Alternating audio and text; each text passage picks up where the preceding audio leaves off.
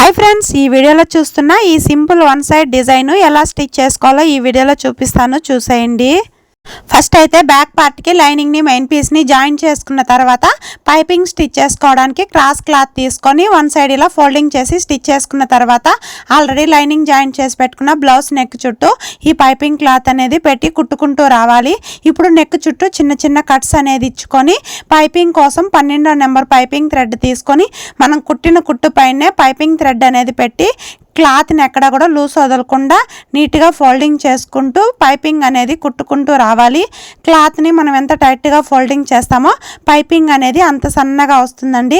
ఇలా నెక్ చుట్టూ కూడా పైపింగ్ అనేది స్టిచ్ చేసుకున్న తర్వాత దాని పక్కనే ఇలా డబుల్ స్టిచ్ అనేది వేసుకోవాలి. ఇలా స్టిచ్ చేసుకున్న తర్వాత డిజైన్ స్టిచ్ చేసుకోవడానికి బ్లౌజ్ పీస్లో సన్న బార్డర్ వస్తుంది కదా, దాన్ని తీసుకొని ఇలా వన్ సైడ్ కచ్ అనేది లోపలికి ఫోల్డింగ్ చేసుకొని స్టిచ్ చేసుకున్న తర్వాత పోట్లీ బటన్స్ రెడీ చేసుకోవడానికి శారీతో పాటు వస్తుంది కదా స్పాంజ్ని తీసుకొని వీడియోలో చూపిస్తున్న విధంగా మనకి ఎన్ని పోట్లీ బటన్స్ కావాలో అన్ని పోట్లీ బటన్స్ అనేది రెడీ చేసుకోవాలి. నేనైతే ఇక్కడ డబుల్ కలర్లో ప్రిపేర్ చేసుకున్నాను. ఇప్పుడు ఆల్రెడీ మనం పైపింగ్ స్టిచ్ చేసి పెట్టుకున్న బ్లౌజ్ పీస్ తీసుకొని ఈ బార్డర్ని వన్ సైడ్ మనం ఫోల్డింగ్ చేసి కుట్టుకున్నాం కదా, ఇంకొక సైడ్ ఫోల్డింగ్ చేసుకొని అలాగే మనం బ్లౌజ్ పీస్ పైన పెట్టి స్టిచ్ చేసుకుంటూ రావాలి. మనకి ఎంత పొడవైతే కావాలో అంతవరకు ఉండించుకొని ఎక్స్ట్రా క్లాత్ అనేది కట్ చేసుకొని ఈ ఖర్చు మొత్తం లోపలికి ఫోల్డింగ్ చేసుకొని స్టిచ్ చేసుకోవాలండి. ఇలా వన్ సైడ్ స్టిచ్ చేసుకున్న తర్వాత ఇంకొక సైడ్ మనం రెడీ చేసి పెట్టుకున్న పోట్లీ బటన్స్కి ఎక్స్ట్రా క్లాత్ అనేది నీట్గా కట్ చేసుకొని మనకి ఎంతెంత దూరంలో కావాలో అంతంత దూరంలో ఈ పోట్లీ బటన్స్ అనేటివి అడ్జస్ట్ చేసుకొని స్టిచ్ చేసుకుంటూ రావాలి.